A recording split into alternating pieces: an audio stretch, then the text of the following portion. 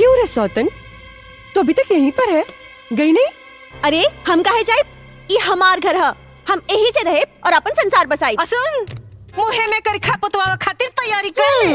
ए बुढ़िया, तू क्या समझती है तूने इसको पटा लिया तो तेरा हर अरमान पूरा हो जाएगा? कभी नहीं।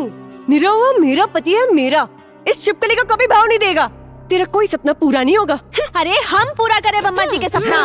हम देवी खानदान के वंश और वो एगो ना पूरा 1 दर्जन।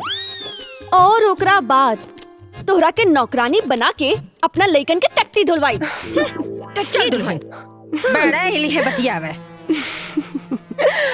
जिंदगी जंडबा फिर भी घमंडबा। अम्मा जी, सुहाग रात हमार ह, लजाए के बिराए के हमरा के चाहिए। तब रहुआ काहे लजाता नहीं? अरे बकलूले बाड़ू का एकदम से। उठैनिया घर में भी है ना, अगर सामने होकर छाया पड़ गई ना तो बन लोग काम में बिगड़ पड़ जाए। चल हाँ चल।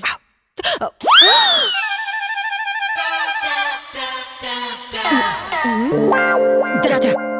लेकिन अम्मा जी हमरा लाज लागता। हो गई गुड़ गोबर। और समझा करा के। अरे आज लजाइबू तो पूरा जिंदगी लजाते रह जाइबू। गिरा दे तू इलाज शर्म की दीवार और जा अपना सैया जी पे चलावा अपना हुस्न के वार। जा। ए नंबर 2, नीरव मेरा पति है, मेरा। तेरा कुछ नहीं होने वाला, समझी? अरे हमरा कितना तू शांत रहा, शांत रहा। जा जा। अरे जा ना। ए बुढ़िया, कुछ नहीं होने वाला। कुछ नहीं होने वाला, कुछ नहीं, सब कुछ है।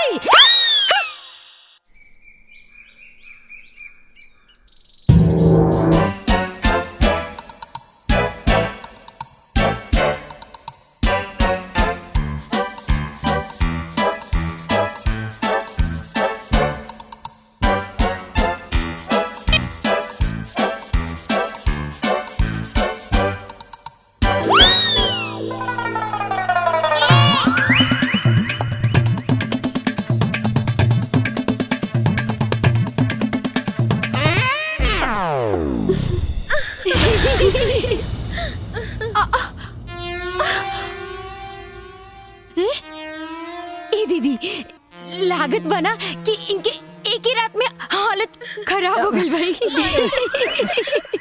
लागत है कि देवर जी 30 साल के कसर एक के दिन में निकाल ले बानी। अरे दुल्हन,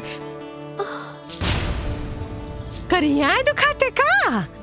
हाँ अम्मा जी, कमर तो बहुत दुखाता। अच्छा, कैसे कैसे भइल?